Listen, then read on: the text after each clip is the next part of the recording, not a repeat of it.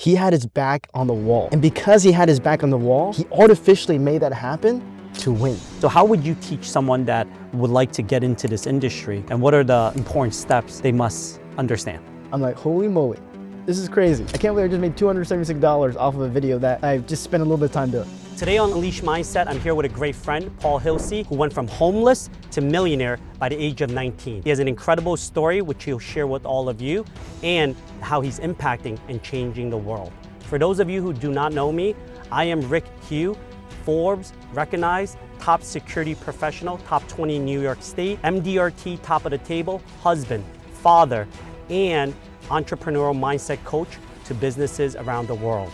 I'm excited because when you take two titans from various industries, combine them in a car like this, we're going to share ideas and impact and help people like you. Paul, thank you for being here. Look forward to hearing your incredible story and how you can share and help others. 100%. Thank you so much for inviting me to your Rolls Royce, brother. And I'm excited to share my story, and hopefully it can inspire you guys out there that are watching this right now.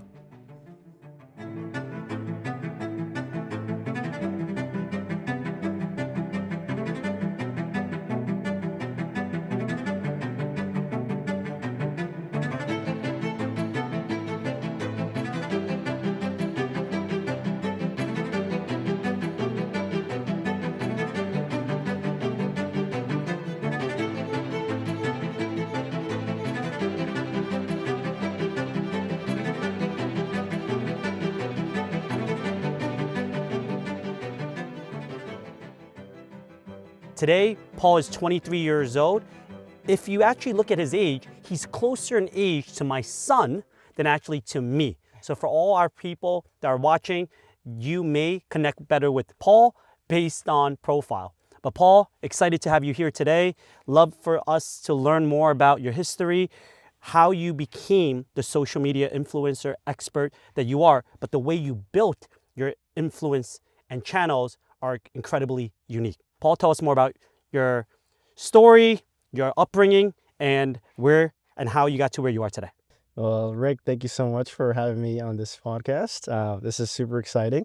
You know, this guy Rick is he has an office on Wall Street. We're currently in his awesome car. So, you know, I'm very excited to share my story and for us to just have a fun conversation, man. So I'll leave it up to you. I'm an open book. Whatever you want to learn, whatever you want to hear, I'll share my journey, the good, the bad, the ugly. Because at the end of the day, a lot of people want to be successful, and a lot of people want to be better.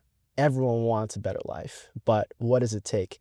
You know, what are the sacrifices you need to make? And today we're going to walk through exactly what that looks like, and we'll walk through how to become successful and what are the sacrifices and the things you need to do to actually get there. So I'm very, very excited, Rick, and I'm very excited to share with you my story and hear a little bit more about you as well.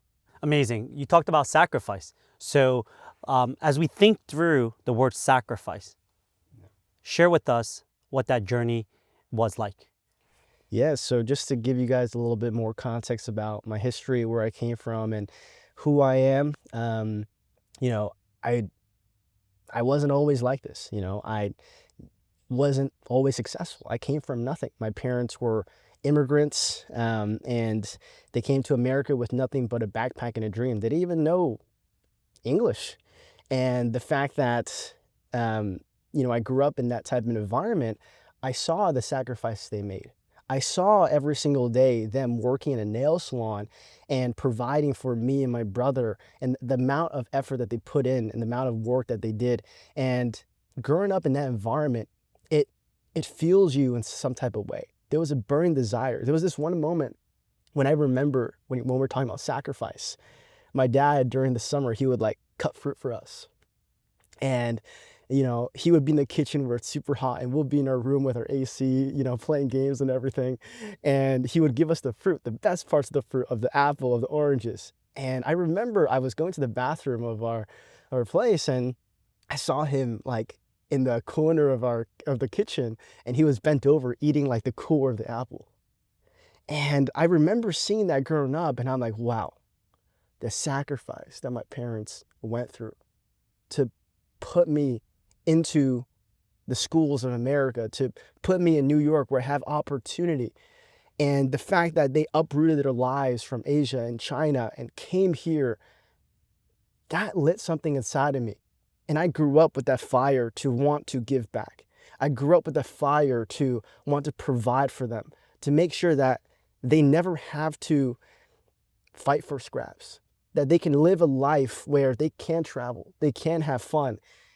And that was my upbringing, and that was my fire. And I know there's so many people out there where they might not be in the best situation. You might see your parents struggling. You might see your parents working long hours, or you might be that person. But I promise you, there is a way out. But you need to have that burning desire. You need to have that click inside of you to say, I want more. And I'm not going to settle for this. And it was that burning desire in my life that got me to where I am today. And I'll be happy to share the entire story. But that was what really sparked that fire inside of me. There's this one quote from Napoleon Hill. Napoleon said, everything that is great that is achieved starts with a burning desire. A burning desire is something that is inside of you, that keeps you up at night, that is not practical, but is emotional, that makes you wake up even when you're tired, makes you push forward even when you want to give up. Find that burning desire in your life, because for me, that was my family. For me, that was wanting to provide. For me, that was wanting to be better and to live a life that I know that we could live. So that's the background that I come from, and that's the family I come from. And I was never born with a golden spoon. I wasn't even born with a spoon at all. But I found a way to make it happen. And hopefully my story can inspire you that you can make something happen of yourself as well. That's amazing. Just hearing that upbringing, childhood, I know for sure is going to inspire many, whether they have a similar background and story, or some of us are living that life today. You know, you talked about your parents' sacrifice. Now, as you've gone through your journey of entrepreneurship and your teenage to today, you're 23 years old. Yeah. One would even argue, at your current age, how have you truly experienced life enough to know what sacrifice means? So let's talk about some of these sacrifices that shaped you. Because at an age such as yours, some people might say, you know, Paul, I don't know what's challenging, what's a sacrifice. Some of them may have had a golden spoon. Now, how can they endure what you've gone through if not their fault, but they are raised in an environment where they have a lot more support and resources? Or some people have no spoon, but right now they're in a place where they're stuck, and whatever internal or external factors, it's not giving them that desire, that burning desire you talk about, so that they can be selfless and look at, hey, it's time to sacrifice to break and unleash their greatest version. Yeah. There's this concept called burning all boats. I'll say that one more time. Burning all boats. And this concept has really shaped my life. But let me share you a story about a person who grew up with a silver or golden spoon. You know, they had a comfortable life. Their parents, you know, made six-figure jobs. And for all we know, he could have just lived comfortably based on his parents. And this was my friend, and I had a chat with him, and he was really inspired by the things I was doing, and he wanted to be able to achieve great things. But he's like, oh, I feel like I'm a little bit too comfortable. You know, he has everything taken care for him. He didn't grow up, you know, with nothing. And so people in those situations, a lot of times it's hard to create or be born with that burning desire. But how can you artificially craft it? If you're not motivated enough to get to your goals, how can you artificially create that motivation? How can you create that desire that's burning? And so I told him, you have to burn all your boats. He said, what do you mean? I said, you got into your college, your dream college. I said, if you really want to win, decline all your applications. And he's like, what? And his dad called me. His dad was like, what's going on? His dad drilled me in the back of a car just like this, and he was like questioning me the whole time. Because he's like, You're a bad influence for your you're a child. horrible influence. Like, why are Yeah. you telling my kid to do this? Like, you know what I mean? Because like their parents went down the traditional path and had a very successful life.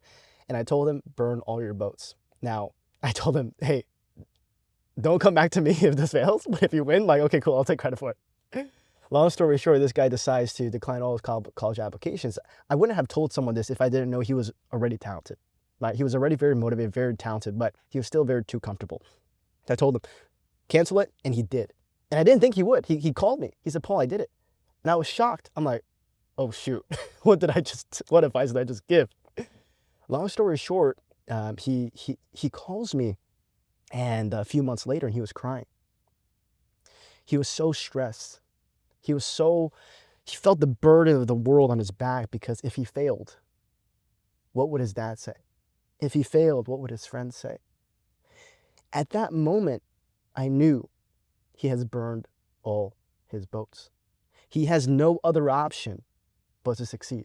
He has no other option but to win, because if he didn't, what would that say about him? He had his back on the wall. And because he had his back on the wall, he artificially made that happen to win. And so what happened was, I saw this kid go from zero to making his first $10,000 a month, his first $30,000 a month, first $50,000, $100,000 a month in that year after that conversation. I told him, this moment that you're going through, the weight of the world, the only way you can get better is through fire and pressure. The way that a coal turns from something that is disgusting and not valuable to a diamond is through fire and pressure. And I told him, you are going through fire and pressure. You are going through the forge right now to be a better version of who you are. And he texted me. I can show you this after. Maybe I'll send it to your editors and you can show it on screen. He texted me a few months ago of a screenshot of his bank account. He reached $1 million in net worth at the age of 20 years old. That's amazing. How incredible is that? And it's because of the philosophy of burning all boats, where you have no other option but to win. You have no other option. Think about this, a drug addict.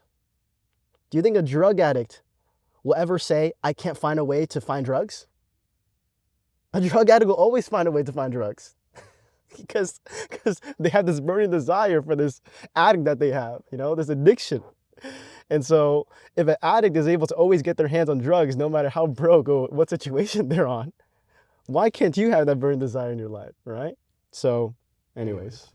That's incredible. I also read somewhere that some of the most successful people in the world, they manifest their goals. They manifest their vision. They manifest where they want to be in life. Yeah. But the truly extraordinary people, which I've said in the past, manifest their failing moments. They manifest losing it all. So I shared this with another friend a while back. He was going through really difficult, tough times. And during that moment, he couldn't solve the problem. So I told him, I need you to cut off all resources for the next 7 days, including I don't want you sleeping in the same bedroom with your spouse because you don't deserve it. He didn't have any kids, but he was married. I said, I don't want you sleeping in the same bedroom as your spouse. In fact, if you have to, go rent a Motel 6 for $30 a month, $30 a day, and stay there for 7 days because I want you to go through so much agony, pain, and stress where ultimately there's only two choices. Either we do it or we die. Not physically die, but mentally, emotionally get shattered and we rise from the ashes to become our greatest version. That's right. And those 7 days, in fact, it was shorter than 7 days, he was able to solve his own problem. Because not how much resources we have is getting resourcefulness, but he got to that grinding place where, like you said about, your friend who was like just the burden of the world was on his back and shoulder. Will he fall, which he fell, and can he rise, or will he stay down? And that is an incredible moment to learn. for everyone that may or may not have these struggles. And certainly, I think there's a lot of hardship in this world today. But ask yourself, can you take what you're experiencing, burn all boats, give yourself the internal desire flame, whether it's real or artificial, to make yourself have the best chance of achieving what you want to achieve. That's right. I think too many people are too comfortable. I think in the age of fast food, in the age of social media, in the age of dopamine at your fingertips, people's lives are too comfortable. And so, like, how can you deprive of yourself of dopamine? How can you deprive of yourself of those easy, instant gratification luxuries, right? How can you remove any of that and replace it with delayed gratification? Replace it with things that are meaningful. Replace it with things that take your investment, time, and energy. That's how you build something great. Remove any distractions in your life. And there's this thing called monk mode that people talk about online. It's sheltering yourself, like you said, at a motel for 7 days and just being locked in. How can you have a period of that in your life? Whether it's a month, whether it's 3 months, 6 months, where you're super locked in to building something great. It's not going to be forever. You're not going to have to be a monk forever, but those short bursts will do so much for your life, for what you're building, because while most people are spending maybe an hour or 30 minutes a day, if even that, building their dreams, you go through short bursts of building something amazing, whatever that might be, toward your goals, toward your aspirations, toward your future. And then when we talk about these lessons learned, nothing, I do not believe people are born with instant talent. I believe it's through hard work and experiences. Absolutely, yeah. So as we talked about it, 5 years ago, you were making minimum wage. Within a short period of time, you became a millionaire. And today, at 23 years old, you're making multi-million dollars through your business. Yeah. Why, how, and what sparked that version of you to create today's version of you? Yeah, that's a fantastic question. And there's this book, I referenced Napoleon Hill before. I draw a lot of inspiration and a lot of learnings. Which one is your favorite book from Napoleon Hill? I mean, it's a classic, Think and Grow Rich, right? But a lot of the philosophies there guide my life and what I do. And, one of the things in the book that has really guided my life is setting my intentions very clearly as to where I want to be. And I write down my goals every single morning. So I have this journal. Every single morning, I write down my goals, the exact number that I want to hit and the exact time I want to hit it at, the date, time, and I also share why I want to hit this. So there's a burning desire behind it. And I've done this consistently the last 4 to 5 years, and it's been a big part of my success. And the reason why is because a lot of people, they don't focus on their goals. They don't focus on where they want to be, and they're not really calibrated. And a lot of times it's very easy to lose focus. As human beings, we forget. And so the reason why I write down my goals every single day is so that way I can be calibrated on my goals. And that's what has helped me stay focused. And I would review my yearly goals every single year. And the crazy part was, in the beginning of the year, I would be like laughing at myself because of how ridiculous the goals are. I'm like, there's no way you can achieve this. But in the back of my mind, I'm like, I'm set on achieving this. There's always that little bit of doubt, And at the end of the year, I would revisit. I'm like, holy moly, I blew this goal out of the water. It was because every single day, I realigned my brain, my conscious, my attention, my energy back onto the goal. And what you put your focus and your energy on is what grows. And so when you put your energy on the things that matter rather than things that don't, that's when you are able to build something incredible in a very short period of time. Wow. And just that dedication, commitment, and burning desire, you're able to build what you're building. So everyone is wondering, how did you go from 5 years ago, make a minimum wage, to being a millionaire in such a short period of time, and today, multi-million revenue business? Yeah. And you're coaching and helping so many people build this incredible future of their own. So what are you doing? What industry are you in? And how are you making this possible? Yeah.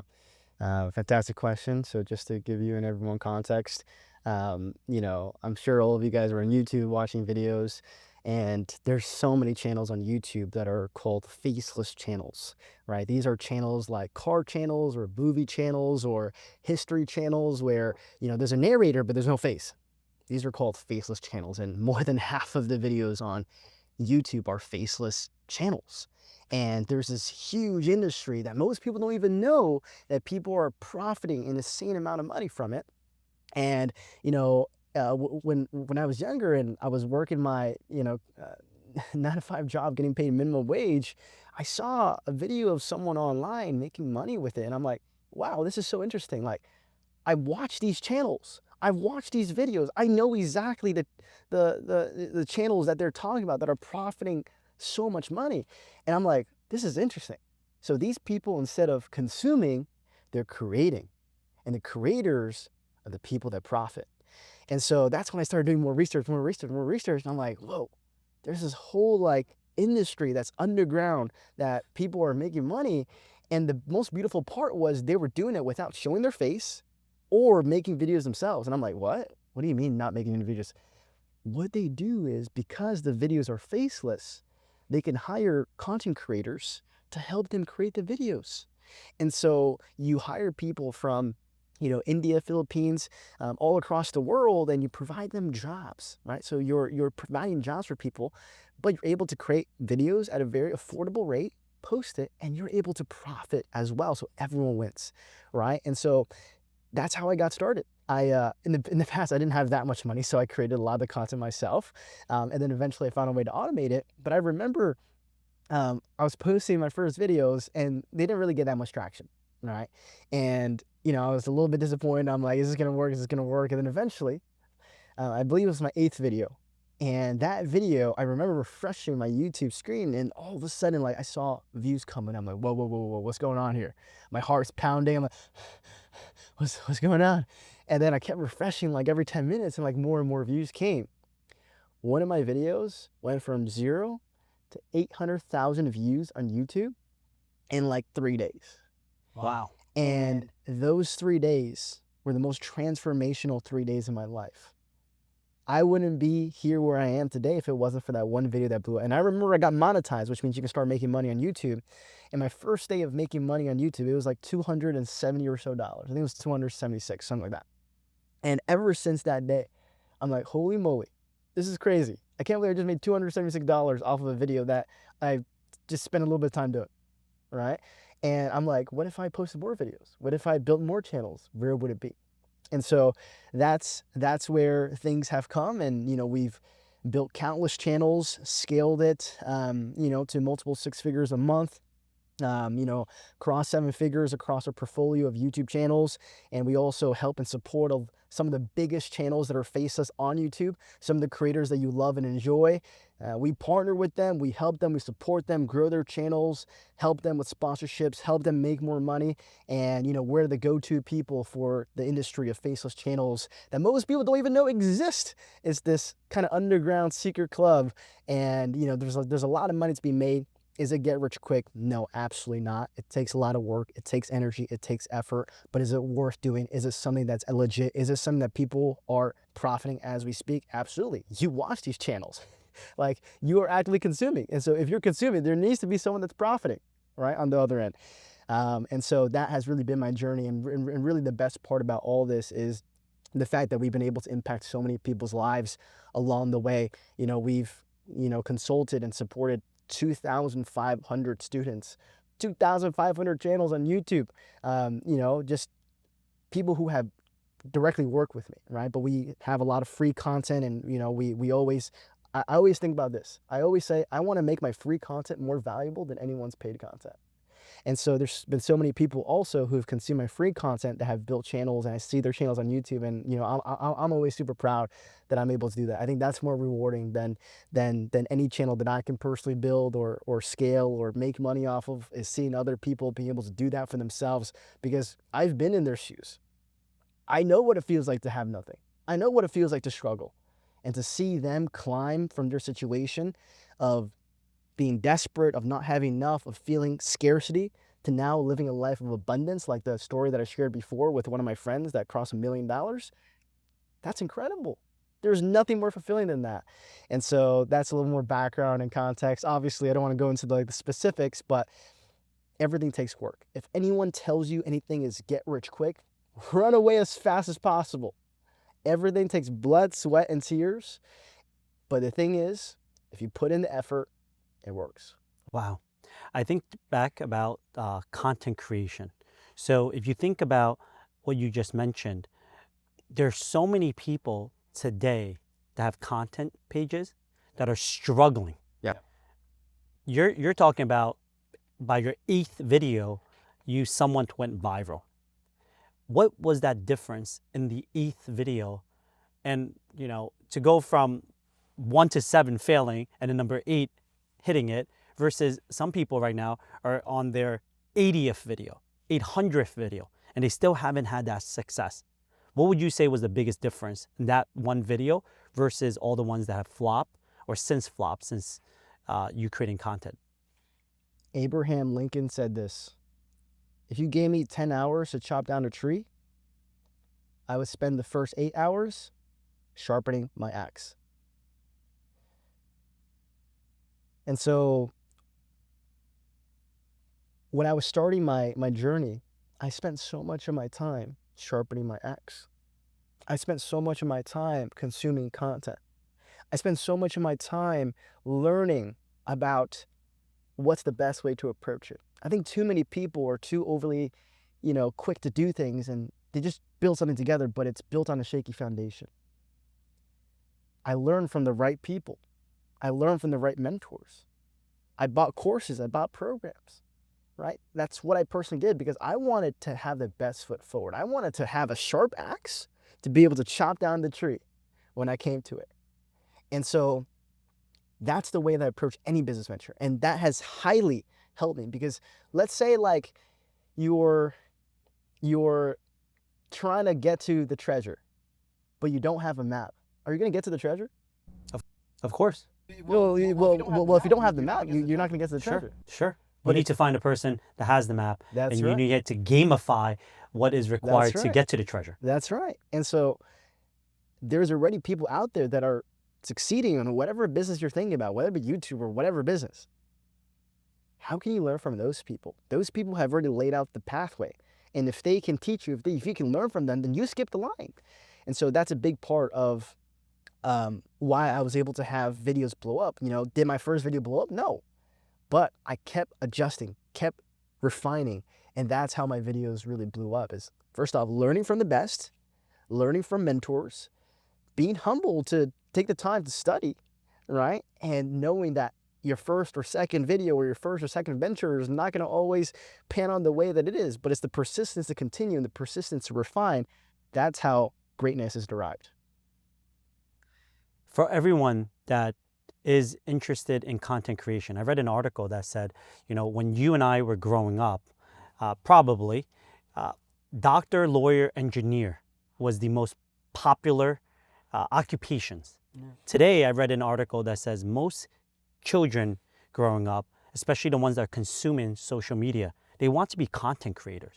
So what would you say to the newest generation that wants to have success like you are having?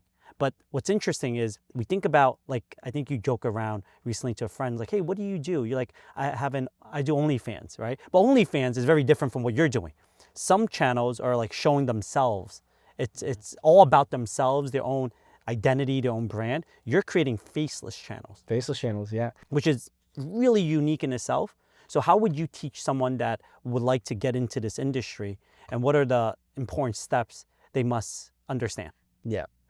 So for me, content creation, I could actually care less about, truly. The reason why I decided to pursue YouTube automation and what I do is because I love freedom. I love freedom and flexibility. I love the freedom, not only financial, but time and location. If you're a content creator, normally speaking, you got to always be on camera. In some shape or form, you have a job. You always got to be there. And if you're not there, well, you ain't making money. And the reason why I love Faceless is because you can have a team that automates it for you.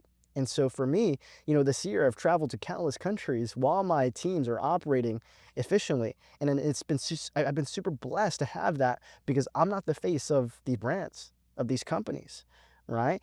And so what I optimize for and what I think is the most important thing for everyone is freedom. You know, that's that's what I strive for. And that's the reason why I decided to get into this business because there are certain jobs, there are certain businesses where you don't have freedom. You might be making a crap load of money, but what's the point of making money if you can't spend time with your kids? What's the point of making money if you can't go to your kids' basketball practice? What's the point of making money if you can't even spend dinner with your wife? So I optimize for building this business to live a lifestyle of freedom, to enjoy this one life that we live and to live it to the max. Freedom. Freedom is a mindset. And I truly believe that because there's a word in my world called financial freedom. Yeah. And oftentimes, as people strive for financial freedom, they think the wrong word. They think finances. No, it's the freedom part that is ultimately what people strive for, which is mindset, which we think about scarcity and abundance. You said to me as you were growing up, you didn't even have a spoon. So you were in a world during your childhood period where you may or may not even know what freedom meant, but you certainly yearned for it. Yeah, that's right. Growing up, I only went on like one real vacation because I'll see all my friends like go on vacation to this place and that place, and I used to always be so jealous. The only like one vacation I went on was like Florida, and I remember being so jealous of like all my friends, and I'd go to their houses, and their houses were like so much nicer than ours, and I always lacked freedom growing up because we lacked resources, and so money isn't the end goal. Money is a means to an end, and the end is truly freedom. Yeah. I find that really interesting because for a lot of families, especially in my world, that came from a place of scarcity, they work really hard and they have somewhat resources. They still have a scarcity mindset. I was recently speaking to a friend who is multi-millionaire, easily making 7 figures of revenue, but they are still in a place where they don't give themselves permission to spend, to live, to enjoy. How did you come from a place of scarcity to now to a place of abundance? And what advice would you give people that may be still stuck, whether they have the resources, they don't have the resource, to empower them with the importance of having abundance and freedom? Yeah, well, that's also very vulnerably. That's something that I'm working through myself. I grew up with nothing, and so kind of coming to money, like things are kind of, I don't know, just I'm super grateful, but also at the same time, I still have that scarcity mentality at times where it's like, oh yeah, I don't want to spend on this and that, even though it's like it's okay, like I always have that fear of in the back of my mind of like so I always like to be more conservative, but I am trying to live in a life of abundance and having that mentality because abundance attracts abundance, right? Scarcity attracts more scarcity. And so, for me, it's something I'm working through. But one of the things I look for is, hey, maybe not spend on yourself. You don't have to spend recklessly, but spend for those people that are in your life, like your family members. For my mom, like taking her out to really nice places and this, that, the other, and things that she wants and like giving. And I think that has really helped me have a more abundant mindset because scarcity is all about me, me, me, me, me. And even if you do buy some stuff for yourself and you're trying to be more abundant, it's still about me. But like, I think people are too self-serving. I think people care too much about themselves. And that's why a lot of people are so depressed because it's all about me, me, me, me, me. But when you start caring about other people, you start to think about the outside world and you start to get a lot more fulfillment by the good that you do for others. And so that's something that I'm trying to really focus on and, very, very vulnerably trying to improve myself. So, yeah. Incredible. I think for me, growing up, I had lack of resources, lived in scarcity. In fact, some of my family members still have this scarcity mindset. Regardless of how much wealth we have, how much assets we've built, they still do not give themselves permission to live. For me, the moment of abundance came when I had a life and death moment. When I coughed blood and thinking I did not have much time left in this world, while my wife was pregnant. And fortunately, it wasn't serious. It was an ulcer due to stress and work. But I realized that if we don't have time promised in this world, which none of us do, why should we live a scarcity world?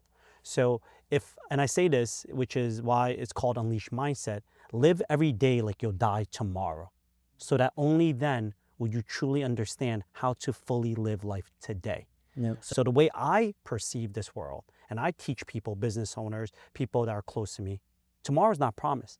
You may die tomorrow. And if you are going to die tomorrow, are you actually truly happy, fortunate by having the scarcity mentality or hoarding what you have? And because I realized, hey, at one time and place, I didn't know whether or not I would actually get to live the life I'm living right now. Now I give myself permission to live. With that permission to live how I want to live and give myself the permission to think abundantly, live abundantly, attracts abundance like you mentioned. And now freedom isn't a number. Freedom is just simply saying, hey, you have choices, optionality. That's right. And today, and the best part about what really helped me was when I told my wife that saying, hey, what if I would fail? And my wife says, it's okay if you fail.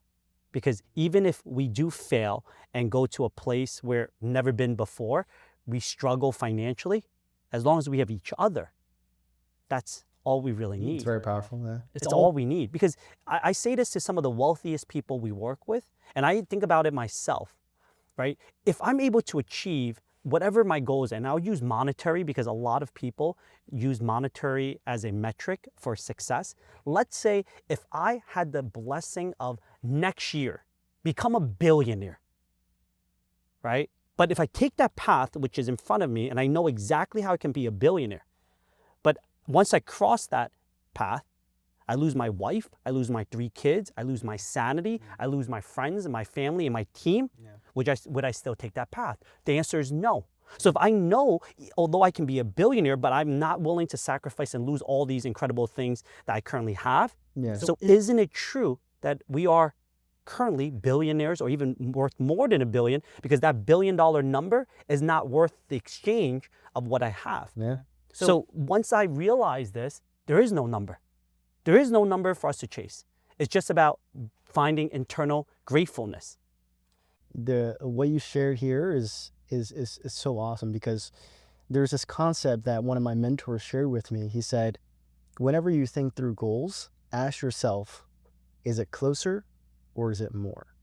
I said, what do you mean by closer or more? He said, think about your goals.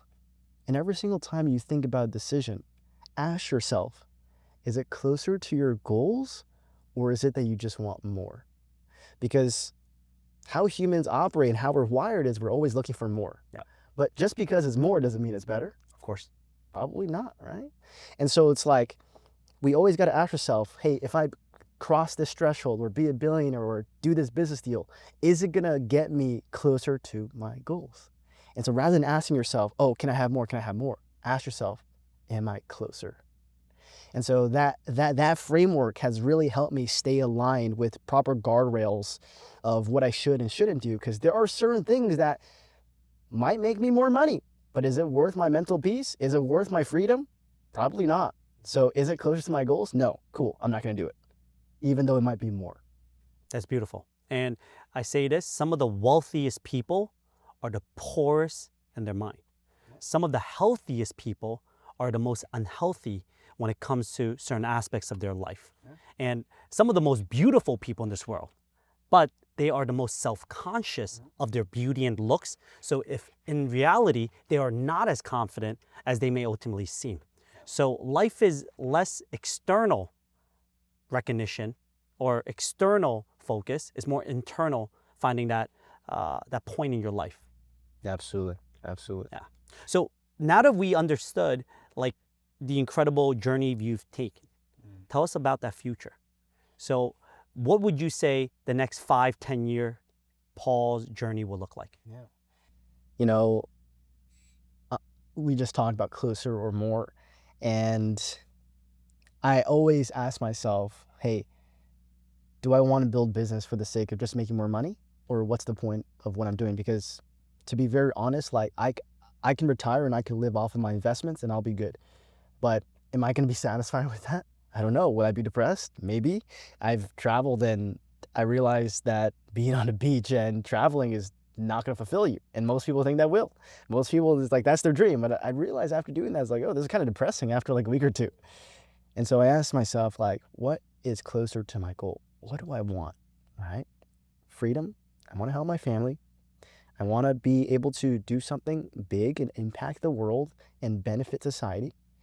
And when I look at that, I have this one thing that I remember back to, and it really helps me approach everything I do in a little bit more of an optimistic and fun way.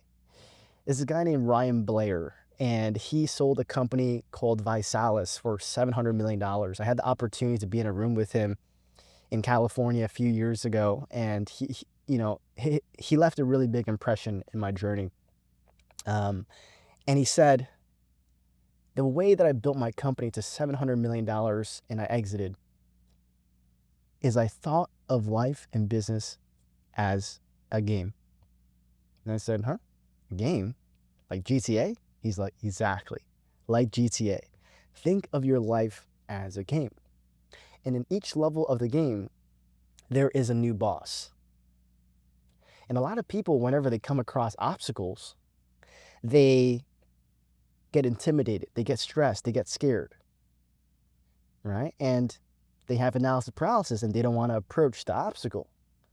But whenever you're playing a game, are you scared? Do you not want to beat the boss? No, when you're playing a game, you're excited to beat the boss. Because when you beat the boss, you move on to the next level. And you gain experience points and your character levels up and your attack and your defense increases. And in a game, you play the game to have fun. You play the game to beat the boss. But so many people, whenever they reach an obstacle, they think of it as a negative thing. But I think of my life as a game. And I think, what's the next boss? What's the next challenge? What's the next big obstacle that's going to make me stressed, that's going to have to make me evolve into a better player to be able to beat this boss? So that way I can ascend to the next level.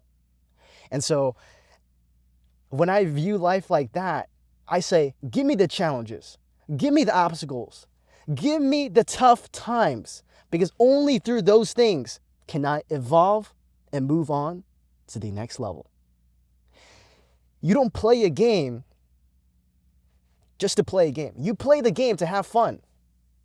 You don't dance so that way the dance finishes. You dance so that way you enjoy the dance. You don't listen to music so that way the music ends. You enjoy the music.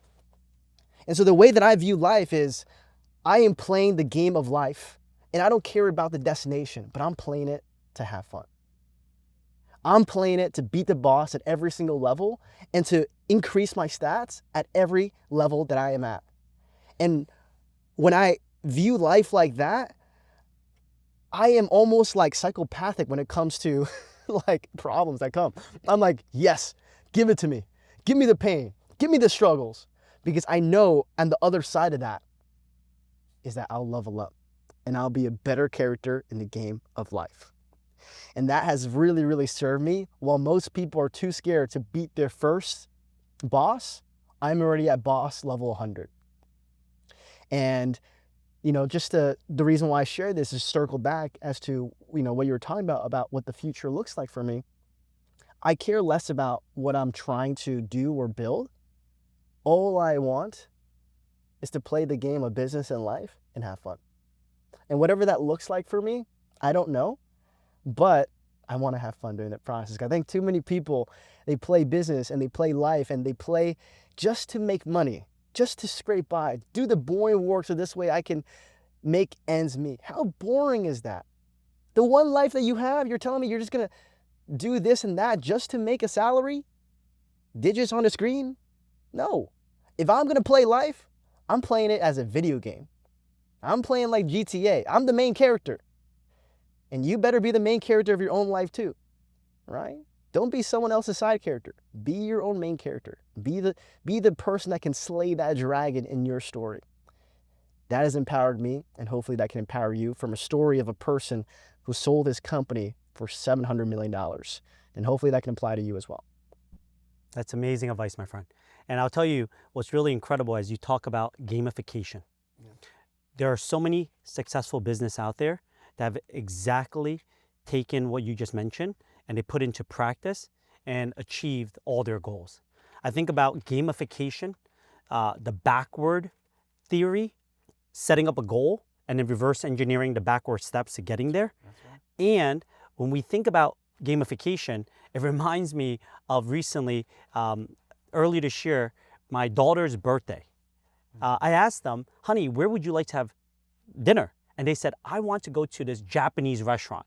And we're kind of proud, my wife and I, Japanese is one of our favorite type of food. Yeah, me too. And we have brought our girls to like omakase, Michelin star, and quite frankly, they love it. But they wanted to go to this Japanese restaurant, and I don't want to say its name because they have multiple chains all around the country. You may know what it is.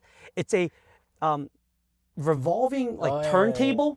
Kura sushi? Oh, I don't want to say the name. You might have leaked it. But I went there, and it was my first time there. My wife brought our kids prior, and we're just grabbing these dishes that are kind of like instant fast food, Japanese food. Yeah. And as I grab a dish, whether it's the tuna, the salmon, at best, this is average or great quality sushi, but my kids love it. In fact, this place, which not going to say the name, you may have leaked it, if you eat 30 plates, you get a toy. That's right, that's right. So I remember just like grabbing dishes for my wife and my kids, and we get a certain amount of dishes, and then boop, a toy just comes down this I don't know, this machine. Yeah. And then one of my girls like, thanks daddy, grab one. And then I realized, being a math person, I'm like, wait, how many dishes did I have to eat to get that one toy? Well, 30 dishes for one toy. In case you're wondering, I had 3 kids, and you'd be absolutely right. I think we had 90 dishes that day. 90 dishes, I think we spent like $400 on average Japanese food because they gamified our experience. That's right. Now, if you think about life, you think about business, you think about many things, taking the opportunity to gamify it makes it more fun, creates challenges that oftentimes you may or may not want to face, but you will overcome it because you don't take it as seriously. And that's, quite frankly, how a lot of people win. Yeah. So love that advice when it comes to like gamifying the world. And now you talked about boss. And you talked about getting to a certain level, and then it's finding this hardest boss. So it's easy to say that you're not a person that likes to stay comfortable, which complacency and comfort is the opposite of growth and success. Absolutely. So what is your boss today? Who is the boss, or what is the boss, or where is the boss that you're trying to beat now? So it's a fantastic question. I would say a big part of what I want to build is I want to build something that lasts generations. I want to build something that can impact the world at a very large scale. And I think we already do that to a certain extent with our current company, but I want to build something that is even bigger. And the reason why is because I know my potential. I'm only 23. I mean, I got so many years. And so I really want to really have a big bone to chew on. That's what I really think of it, you know? And, when I think about people like Jeff Bezos, or I think about Elon Musk, the reason why they're so successful is because they serve so many people. They help so many people. Jeff Bezos, his company serves almost every household in America. And that's the reason why he's so successful, is because it's not, how much money he makes, but it's about the impact that he creates that derives the money, the amount of people that he serves. And so for this next season, I want to build a product that is able to serve society at a very high level. And right now we're actually in the development phase of a SaaS product. It's a software as a service, an AI company, where I don't want to share too much since, we're currently in development phase, but we hired developers, poured a lot of money, a lot of resources into it. And, our goal is to be able to plug our tool into every single company. Well, that's a little bit lofty, but, eventually every single company, where we're able to help automate and replace their marketing teams and be able to help them save a lot of time, a lot of resources. and be able to streamline content creation, which I really believe is the future. I believe Instagram, Facebook, TikTok, where attention goes is where money flows. And so if I can be the person that can help empower companies and people and creators to be able to create content at a much faster pace and much cheaper, not only will I serve these creators, but I'll serve society as a mass, because content is how information and and um, and culture is dictated. And so if you can be the cornerstone of how culture is shaped and shifted, then you have a very, very powerful, influential company. So that's where I'm setting my future on, and that's where I'm taking my skills and everything I'm doing. I don't want to talk about it too much, but it's in the works right now. Of We're getting MVP built, and we're hiring the right people, developers, and teams for it. And that's where I'm going to really spend my next 5 to 10 years on, and really have a big bone that can keep me occupied. Wow. So your big bone is to revolutionize the content creation industry, That's right. helping businesses understand that marketing, branding can be done differently in a much more efficient manner. Well, yeah, it's going to be an AI tool. Yeah, I don't want to dive too deep into it. If anyone, but We have some smart viewers. Don't dive too deep. They yeah, might take this idea and run with it, and then in a few weeks, that yeah, idea is already launched. But go exactly, ahead. exactly. Yeah. So it has to do with content creation, and we just want to be able to help a lot of companies, expedite their content creation and just make life a lot easier for them. Yeah. What I love about it is you went from a place of challenges and difficulty to now a place where you have the resources to really have the freedom you want. And we talked about that earlier. Now, your next version of leveling up is not really about you. It's about solving the most difficult problems, helping impacting the world, and finding more ways to evolve, which is great. And it's very similar to kind of like our mission and purpose. We talked about unfortunately, in society, I believe there are more people that are struggling than there are people that are currently thriving. Yep, that's right.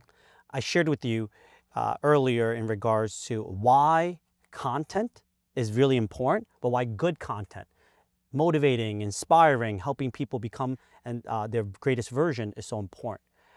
I truly believe that if everyone have their version of freedom, abundance, financial freedom, this world can be a better place. And one thing, the last 5 years was kind of like that COVID period for you, and it's kind of like for me, which kind of forced me to get into content myself, is during Stop Asian Hate, having so much respect for all the various communities that were struggling. Unfortunately, when Asian community was experiencing challenges, when they were struggling, when there's a jail cell that's built right in the heart, backyard of New York City, Chinatown, and no matter what we do to fight for it, our voice is not heard. I believe if we had the resources, if the Asian community, humbly speaking, had all the financial resources, quite frankly, I do believe not only do our voice matter, our actions matter.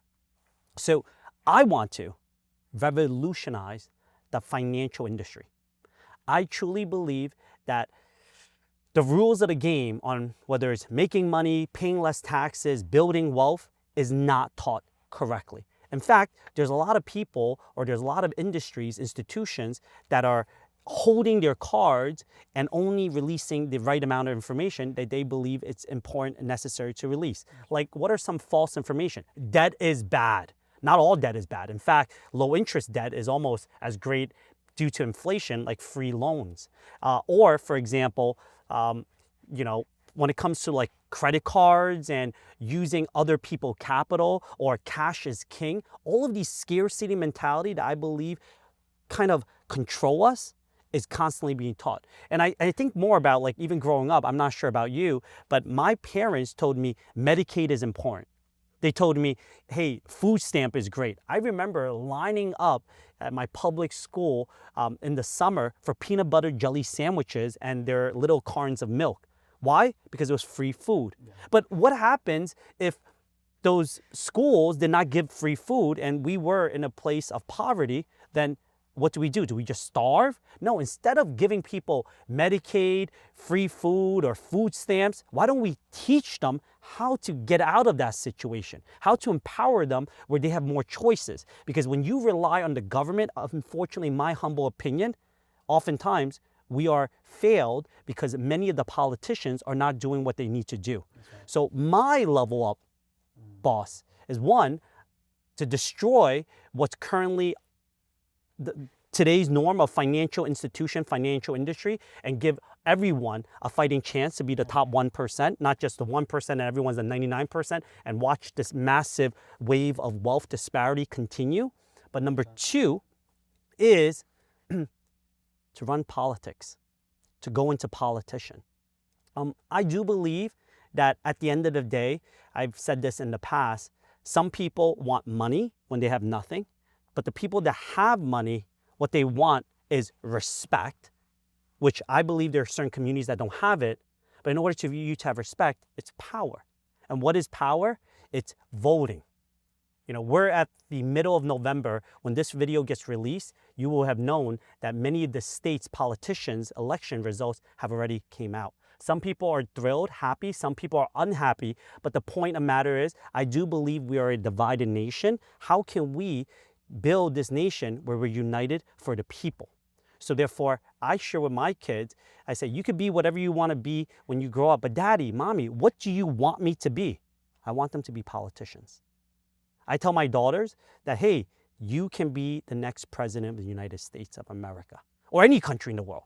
In fact, I believe there's so many people, unfortunately, that I know and we work with that are leaving this country to another nation because they believe there is more opportunity there. Why go to another nation? Why talk about going to Mars, go finding a new planet and living there when we have a beautiful planet that's currently where we are, but people like you and people like me can solve the problems and not just run away from it and go find a new planet or go find a new country, but instead, this is our home. How can we save it? So those are things that I think about when it comes to leveling up, finding my next boss, and purpose in life. Thinking back when you were at a place where you struggled, thinking at today where you have the level of success you built, what are some routines, habits, daily rituals that keep you grounded and help you enjoy the moment and journey? Yeah, it's a fantastic question. And I think, there's a lot of people that, become successful and sometimes the money gets to their head and they're just not the greatest people. And so it's very important, as you grow, whether you make money or whatever achievement in life, to not allow that to get to your head and to stay humble and to have processes in place to be able to keep you grounded. And one of those things for me is, before I was talking about how I would write my daily goals, but on top of that, every single morning before I start working, I would write down my goal. I would also write 3 things I'm grateful for. All right, 3 things I'm grateful for, whatever it might be. Even if you have nothing to be grateful for, the fact that you are alive and you are breathing, write that down. Because a lot of times, every single day, we're always thinking about what we don't have, because that's just how human brains are. But when you take a moment and consciously process the things that you have, you start to be more grateful and appreciate how far you've come and where you are. Even though you might not be exactly where you want to be, that's okay. And that helps bring a lot of peace for me in the morning. And then afterwards, I would write 3 things that I want to accomplish for that day. 3 things, simple. The reason why I do 3 things is it's simple and I make it non-negotiable. So I will not go to sleep until I finish those 3 things. And I made that commitment to myself every single day for the past 3 to 4 years. And think about how much you can get done. Think about how much you can accomplish. And so whenever I go through the normal sequence of every single morning, I do that. And also I write a little bit of a pep talk. I'm like, Paul, you got this. You're doing an amazing job. Like, I'll literally just pat myself on the back for that, because you got to be your biggest hype man. And that ritual has really helped me keep grounded. And what I would also do is I would read the Bible as well. And I'm not going to read a whole chapter, because usually a whole chapter is too much, but I will read a few verses, and those few verses really help keep me grounded during the day. And I'll do a quick prayer before I get started. And one of the verses that I had, I used to wear glasses, and on the side of my glasses, it was Psalm 23:4. And Psalm 23:4 goes, even though I walk through the darkest of valleys, your rod and your staff, they comfort me. And so that verse has guided me through life and through some of my toughest times in business and life, through the hardest struggles where I can recall back to guidance. Whether you're a Christian or not, whether you believe in Christ or not, there are certain philosophies that can help you during the worst times. And so for me, I like to start every morning with some gratefulness, with my goals, and focusing on my spirituality. And that has really helped me continue building and really focusing on what matters. Because there's some people that focus on things that don't matter, like, you know, getting the next hottest girl or getting the next newest car or this and that and flexing on people. And this, those things are cool, don't get me wrong. But what really matters? It's the people around you, it's your heart, it's your mind, and it's taking care of your family. Those are the things that matter, and really appreciating how far you've come, because you can be super successful, but if you're not grateful, you never really get to cherish how sweet your life is. You always think, oh, there's someone bigger. There's always a bigger fish. There's always someone with more.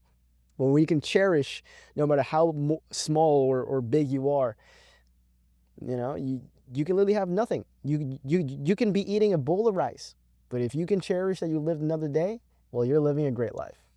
So that's what keeps me humble, and I think that philosophy has served me really well up to this point. That's amazing. And I'm super grateful to hear how well you're doing and how much you appreciate the things you have, because I remember how we first met was about 5 years ago. We were introduced to a mutual friend, and at that time you were pursuing education, and you were pursuing your journey through entrepreneurship, and you were not in the best place. Yeah. And just a few years later, how we reconnected was on social media. I saw one of your faceless channels. I saw one of your content, and I said, oh, wow, Paul, you've done so much. And just hearing how today you are, Paul, at 23 years old versus when you were 18 years old, Paul, like around COVID time, you're still the same person, but much wiser and much more grateful, because like you said, sometimes the people that achieve and accomplish the goals in life and are able to receive the material things they want, they become a different person. Yep. Right? I do believe that when it comes to finances and monetary, people, and there's this quote that is always thrown around, is when you have wealth and riches, it doesn't change who you are. It actually just makes you become a future version of you much faster. You start showing who you are. Yeah, pretty much just amplifies you. Amplifies you. So if you're a good person with wealth, riches, and resources, you will continue to do great things and help more people. If you're a bad person and you have all those resources, you become a supervillain, right? And you hurt more people. And fortunately, the people that I know, and we hope to stay within our communities are all the good people that try to unite, build, create together. That's right. Yeah. That's right. So let's talk about, you're a person that loves to read. You're a person of spirituality, faith. If you can share a quote that really changed your life, what quote would you share with the viewers? Yeah, I've been sharing a lot about Napoleon Hill and, Think and Grow Rich, and that book has really changed my life in more ways than not.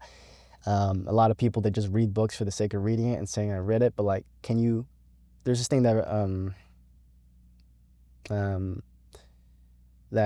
Bruce Lee said. It's not about, this isn't a quote I'm going to share, but this is another quote. Bruce Lee said, I'm not scared of the man that knows 1,000 punches. I'm scared of the man that has practiced one punch 1,000 times.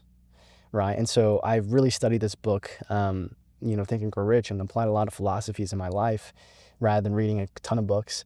And the one quote that really stood out to me from Napoleon Hill is, whatever your mind can believe and conceive, it can achieve. Let me say that one more time.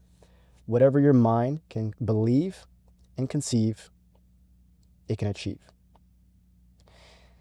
In my life, there were times where I didn't know how I was going to make my goals and my aspirations come into reality. But I wholeheartedly believed it, and I imagined it, and I closed my eyes and I vividly pictured as if I was in that moment. and I breathe in that future into my current existence. Whatever your mind can believe and conceive, it can achieve. I'm a huge fan of Napoleon Hill. In fact, I would say Think and Grow Rich has changed and shaped my life as well. And seeing that we both share that same book. And I remember writing down 3 good things as I start my day, and I read it at night so that it's constantly ingrained as a part of who I am. And what's a little different about the 3 good things you mentioned that I changed, right, that you're grateful for, I actually changed it. Where I remember when I started that practice, I wrote down, there's no traffic in New York City going to work. I wrote down, I drank my 8 glasses of water. I wrote down, I had salad for lunch. Now, it got to a point where you might say, well, Rick, that's great. I'm glad you're writing these things down. And, don't get me wrong, those are good things, but it got to me to a place where I just did not feel, as I'm reading this, it was impactful and powerful enough. So you added this portion, which is exactly what I say, hey, my 3 good things have to be impactful to others, to people. I'm going to help people. So every day I'm going to commit to an act where I'm able to hopefully have someone else say, Rick has helped me. I'm part of their 3 good things that happen. It also challenges me to have 3 good things in my career, my business. So I would, being an introvert, socially awkward, I would actually go up to complete strangers and I would say, I will meet 3 new people. Exchange information, hopefully don't come off creepy, but I would add those not only to personal but professional, but also impacting, growing a community where everyone practices it. So hearing Napoleon Hill, 3 good things, and all the impact Think and Grow Rich has made is really incredible. Now, we talked about quotes that have shaped your life. Now, if we think about it, the quotes that you're sharing are quotes from others. Yeah. If this was your last podcast ever, what message would you like to share with people to impact and help them?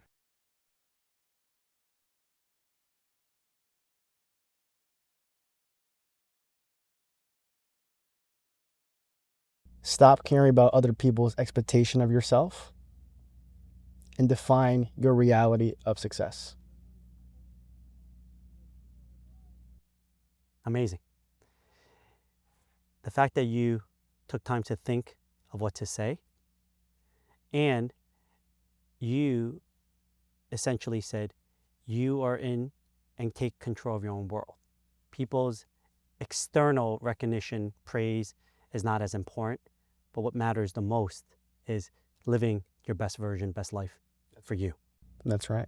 There's a lot of people that have expectations of the world around them, that they need to do this, they need to do that in order to feel loved, in order to be validated, in order to be enough. But who cares? Who cares about their opinion? Your opinion matters. Your future matters. It's your life. So validate your success based on your own metrics, not other people's metrics.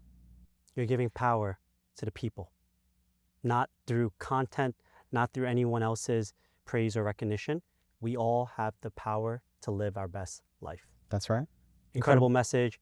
Hey, you have amazing advice, my brother. Thank you for being here, 100%. Sharing with everyone. And I'm sure we're going to hear more about your story, your journey. So last message, for everyone that wants to follow you, find you, and listen and learn more from you, how can they do so? You'll find me on the internet. Paul Faceless? Hilse. Yeah, you'll find me if things align. You'll find me in your algorithm, and hopefully one day I'll be able to provide you some type of value, and maybe we can even connect one day. Who knows? God willing. Yeah, but you said it's Paul Hilse. That's right, Paul Hilse. Paul Hilse, and what channels are you on currently? On Instagram. That's where you can mainly find me. Okay, incredible. Thanks, Paul. Appreciate you, brother. Thank you so much, brother. Yeah, great stuff.